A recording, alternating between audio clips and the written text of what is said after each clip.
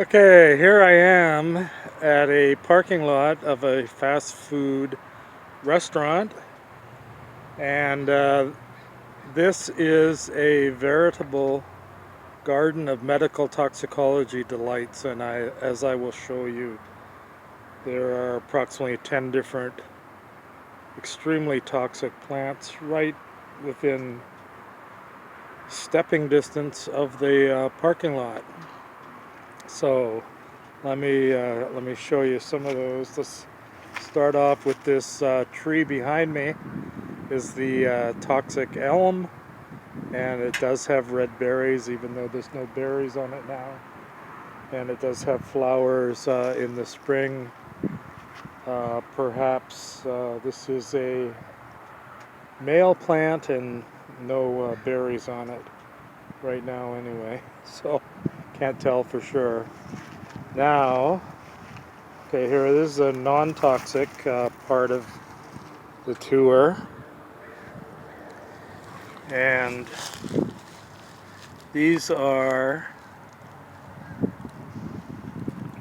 dandelion gone to seed, and if you blow them, they blow the little parachutes off. So those are dandelion. Dandelion are good. They rejuvenate the soil after it's been injured, and provide nitrogen and minerals and cultivation for the soil where they grow. So dandelions are good. Here's some more dandelions. Okay, the next thing I wanted to show you is this grass over there. Okay, it looks kind of like wheat, but it's actually grass. But the little blades at the bottom are what we call cut grass. So if you run your hand along that, you get like a severe paper cut. And I've had those before, and they're kind of nasty. Now, also in this area are invasive species of Himalayan blackberry, and I'll give you a close-up of that. Here's a Himalayan blackberry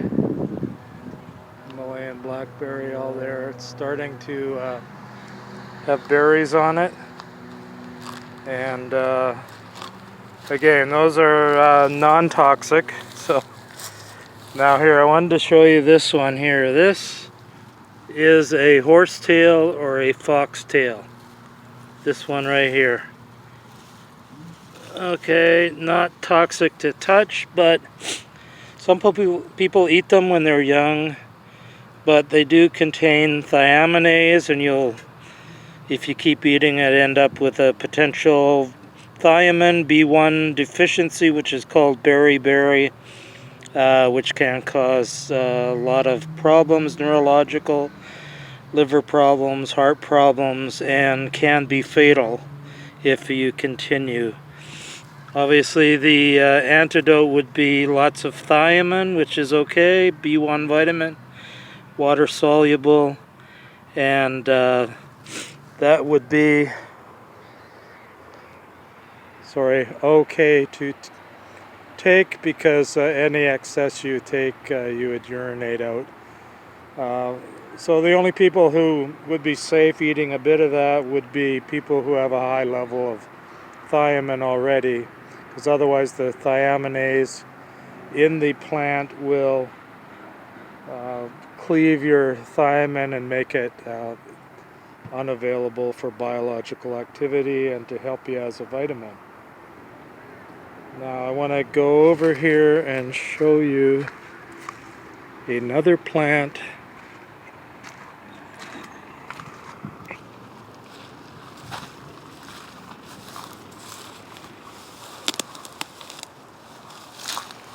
Okay, the yellow plant there is called, some people call it spurge, and that is, it's covered with bees, so I won't go in there.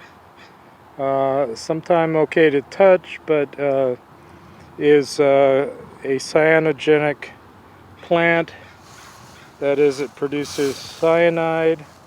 When eaten or broken, produces hydrocyanic acid or hydrogen cyanide, which is very toxic, especially as a gas, but does inhibit cellular respiration.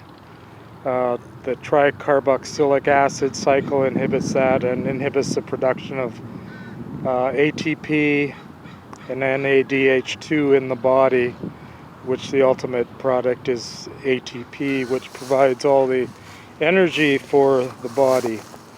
Now I want to show you this here. These are morning glories, and there's lots of them here. It's not exactly the morning, so they're not in full open yet, but morning glories are interesting because they contain LSD. Well, not actually, LSD is a synthetic formulation, but the natural formulation in these plants are LSA, which is lysergic acid amide. LSD is lysergic acid diethylamide, which is the one made in the lab, which is Timothy Leary and all that experimented with. So anyway, don't eat morning glories. This is the white wild version here in British Columbia. Don't eat those, as the worst case scenario is you die.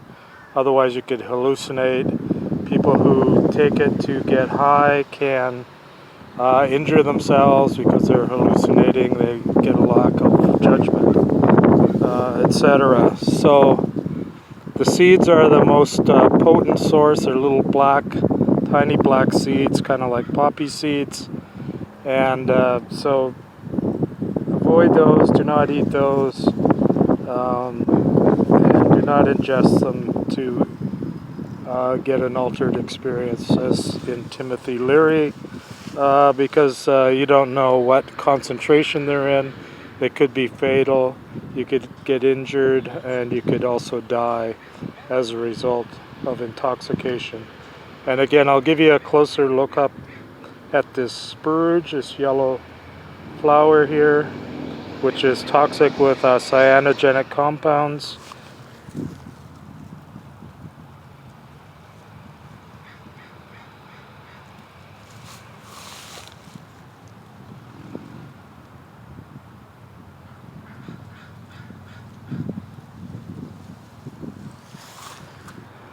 Okay, so that is the spurge, the morning glory. I showed you this.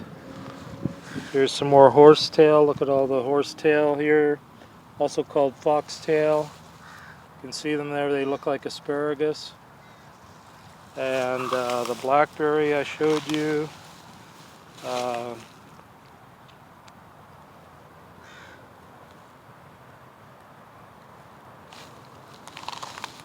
Okay. There's lots of horsetail here, growing here.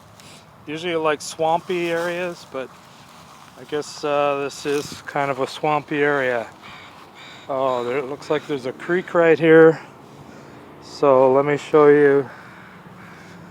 Right behind me here, all this is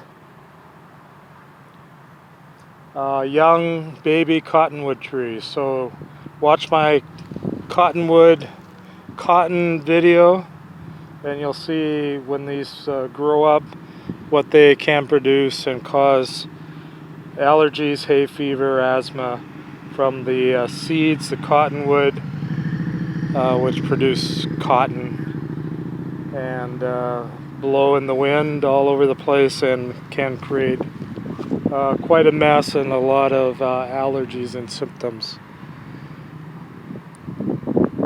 Okay, so I believe that's what I wanted to show you. And oh, here, one more thing over here. Okay, I'll walk over here and I'm going to show you milkweed. Let me tell you about it on the way. Milkweed is the famous thing that the butterflies like, the monarch butterflies. Fly all the way from Mexico to get it up here. And our version is white. And there it is. There it is, the white version of milkweed. Now milkweed is okay for the monarch butterflies, but it's highly toxic, cyanogenic, and also can be fatal because it also has cardiac glycosides. And so if you ingest this, it can slow your heart rate down. Much the same as digitalis digitoxin from the foxglove plant. Very similar to grayanotoxins from the rhododendron and the azalea. Anyway, this could possibly kill you if you eat enough of it. Again, the monarch butterfly are able to detoxify it and use it as a source of energy. So anyway, this is milkweed, also cyanogenic compounds, which we eat them, they can produce cyanide in our body and again inhibit our cellular respirations. Okay, so again, that's milkweed, and here is the poison elm growing on the side of the parking lot. And let's see, lots of horsetails or foxtails, and lots of dandelions, which are good. But here, I'll show you exactly where this is now. We've seen about 12 different toxic plants, but here's the fast food restaurant, and here right on the edge is this area with a multitude of toxicological delights. So anyway, people will be advised to eat inside there and not eat this stuff, as most of this stuff I've shown you is toxic. Morning glories, foxtail, horsetail, poison elm, dandelion's okay, and the cut grass over there can cut you. It's not particularly toxic, although if animals eat enough of it, it also is toxic. But you can see how they've left that.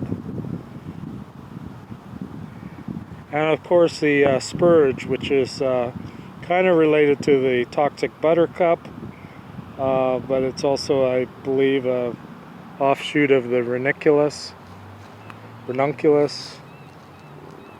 or ranunculus, whatever you want to call it. And the blackberry's okay, and then there's the baby cottonwood trees, which you can see all around. There are a few cottonwood trees mixed amongst the conifers. Okay, anyway, this is it for the parking lot of Toxicological Delights. A veritable garden of medical toxicology. So anyway, digest that please, and I will be back with more.